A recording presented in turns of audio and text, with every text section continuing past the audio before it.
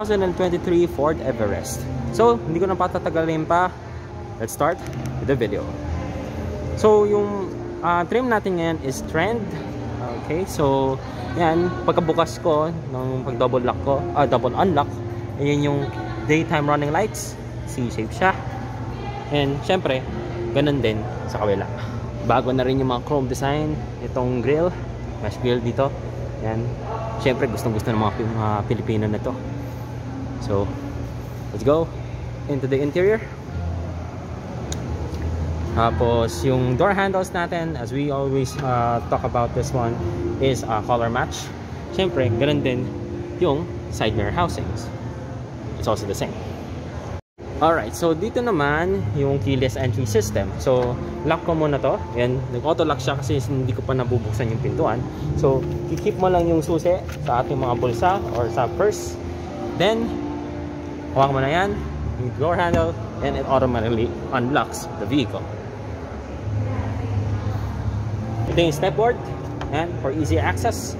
So yung lahat ng windows natin ay fully automatic. There we go.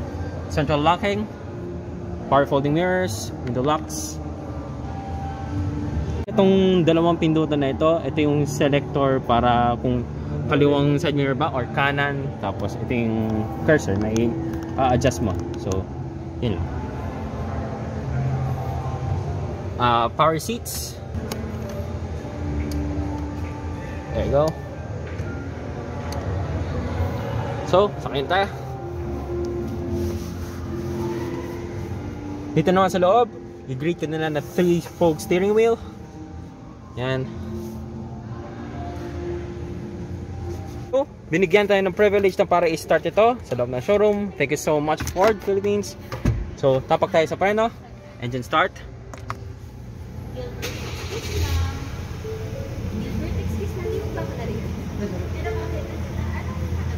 So, yan. 12 inches. And then, yan lang.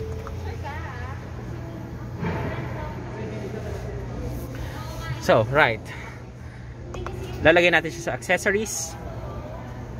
Ito yung 12-inch infotainment system. Sorry for the bonging sound. Tapos, ito naman yung air conditioning system. Yan.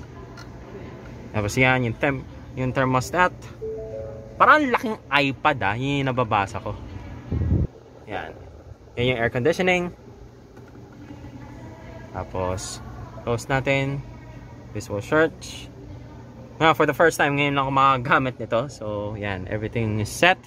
Tapos, yan. Dito tayo sa loob. Yan. Media. Tapos, Apple CarPlay.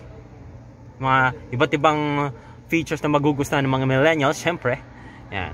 Pwede ka dito. There we go. There we go. Tapos yung radio. There you go.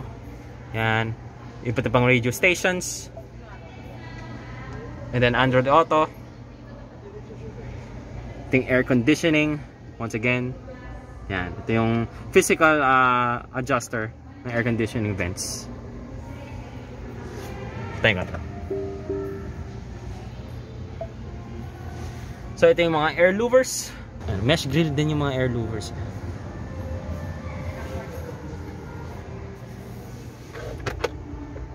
Glove box.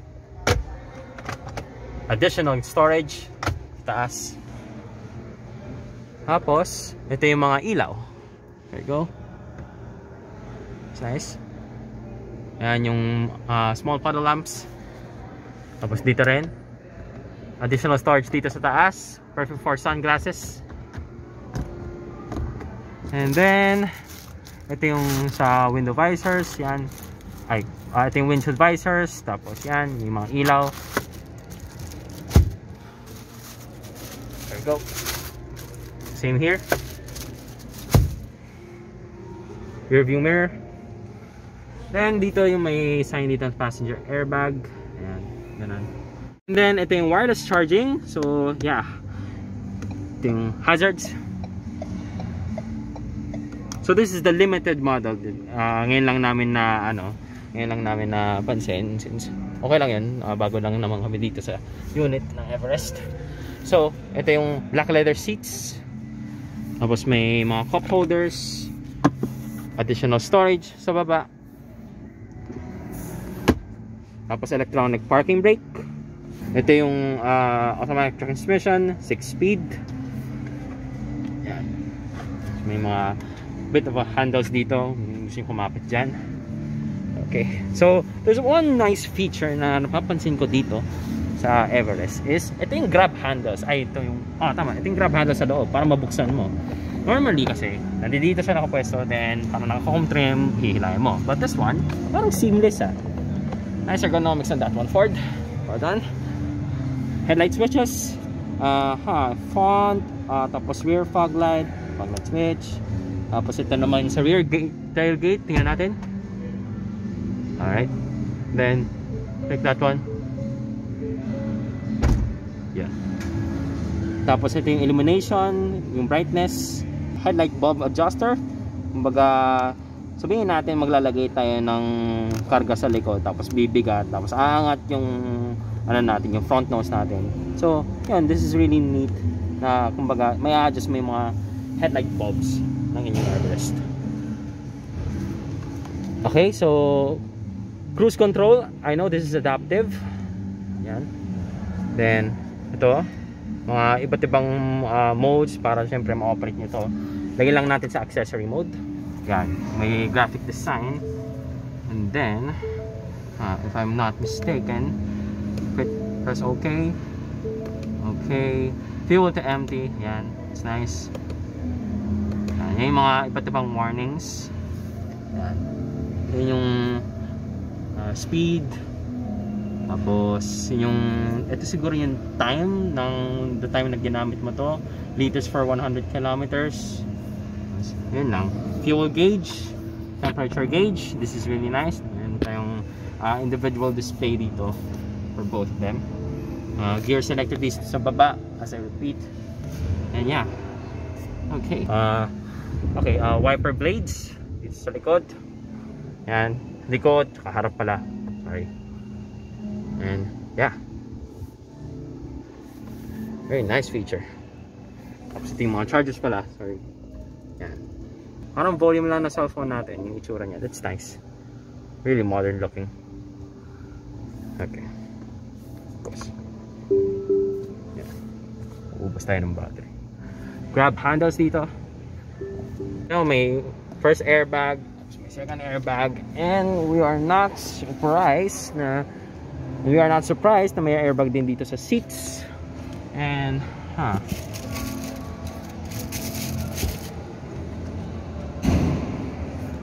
so ayun lang, ilalagay ko kung ilang airbags to. I-research ko muna tong mga bilang ng airbags. So ito na yung engine ng Everest. So as of now, binibenta lang ng Ford Everest Philippines is lahat ng trims from trend to limited to titanium. Everything is 2 liter. So ito yung itsura na kita nyo, ang laki na space. Okay, so yung tanging alam ko lang horsepower rating nito is 170. So 170 PS, not bad. So ito yung one of my friends told me this is actually a mini snorkel. So yeah, that's a very nice feature for the Everest. Stock. And then yung airbox filter, I believe this is the turbo. Yan. Yep. Catalytic converter. So yan, medyo bronze looking like na can. Ito yung radiator cap. As you can see, wala na tayong radiator cap dito sa gitna. Nilagay na nila dito. Well, most likely for the chances are yung mga tao kasi binubuksan na lang nila bigla, then bang, ito parang sasabog dun sa nila, sa mukha nila yung fluids. Unfortunately that happens. So ayun, 2SM battery. I believe this is the stock one. Okay, fuse box, and then yung refrigerant system R-134A lang. Tapos yung vehicle emission control information, And by the way, I think this would be suiting for the I don't know kung lightweight ang ginawa nila ditong konsepto, kasi wala na yung hydraulic struts, pinalitan na nila into a manual strut or yung tawag dito, a metal strut dito. Yan, lalagyan mo na siya dyan. But yeah, I think it's manageable naman to lift itong hood. So ayun, hood latch, tapos may nakalagay ba dito, build Ford tough. That's nice. So yan yung high beams, it's flashing, tapos LED headlights. Yan, same as the other side. Ganito yung itsura ng taillights kapag nakabukas. Yan, everything's LED, hindi tulad dati na pinapalibutan dito.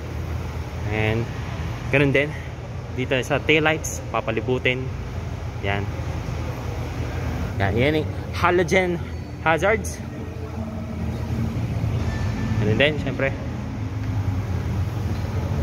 tapos yan, yun yung side repeaters, LEDs dito. Syempre, doon sa kabila, as expected, it is still the same. So, ito pala yung tunog ng 2-liter single turbo. It's nice. Nice to hear. Very quiet, but yet very powerful. Well done, Ford. Well done. So, ito yung isa pang feature na, well, alam niyo naman kung may iba-browse niyo yung channel ko, na-feature ko na to doon sa dating Ford Everest, yung 3.2. So, the double tap niyo lang yung unlock button, then hold. And then, in yung Ford Global Windows System. So, kapag iaangat niyo naman yung windows, all you have to do, double tap itong lock button, then hold.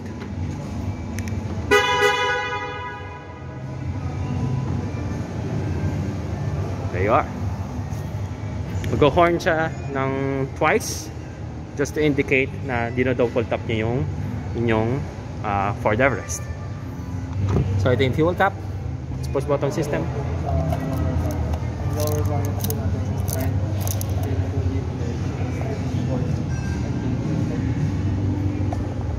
Ito yung diesel cap. There you go. So, the double tap natin. And this is the feature that comes with an Everest. There's a grab handle over here. So ito is to press para may baba natin yung pintuan. And everything is folded. Yan. Okay, thank you. Tapos dito, ito naman yung ating mga tools. Tapos, yan, thank you so much. Jack, early warning device. Yan. So, put it back. So may additional storage ito. Yan. So ito naman, pipindutin ko na dito in order for it to automatically close yung rear deck lid. There's something interesting about dito sa Everest na logos dito. This is transparent and nasa loob siya actually. That's nice. Ford logo over here, rear wipers. And this is actually stock. So dati, nagpapalagay kayo as an accessory for some SUVs para maglalagay nito ng mga customers, kasi nilalagay nila nito para hindi magasgasan yung pintura ng bumper. Okay, so yung wheels and tires.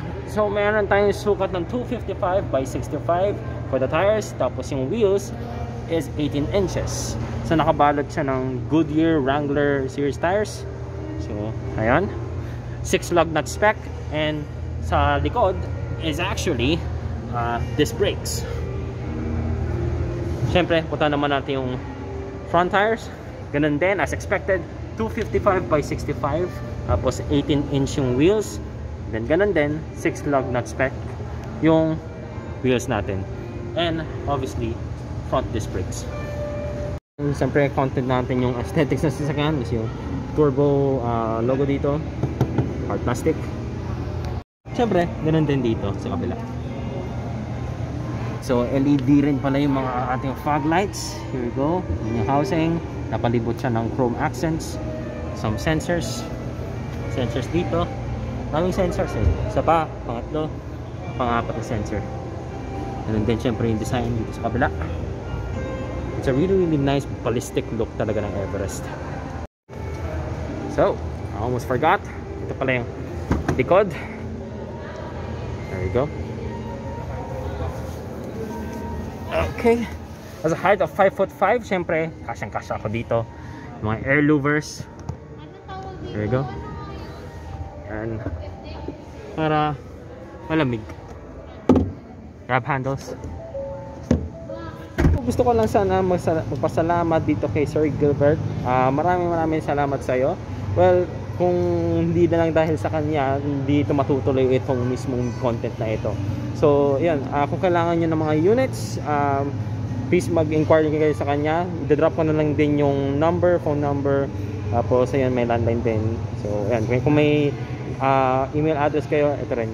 Nandiyan din sa baba. So, yeah. Check na lang yung comment box. Tapos, doon ko ilalagay yung mga details ni Sir Gilbert.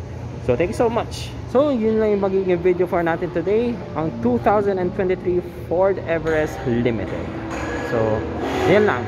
Thank you so much for watching. I hope you enjoy this content. And yeah, this is the very first time na makapag-review ako ng isang brand new na sasakyan. Thank you so much, Ford Balintawak. So, ayun lang. Stay safe guys. Pero marami na yung COVID natin. So, yan. Peace. Bye.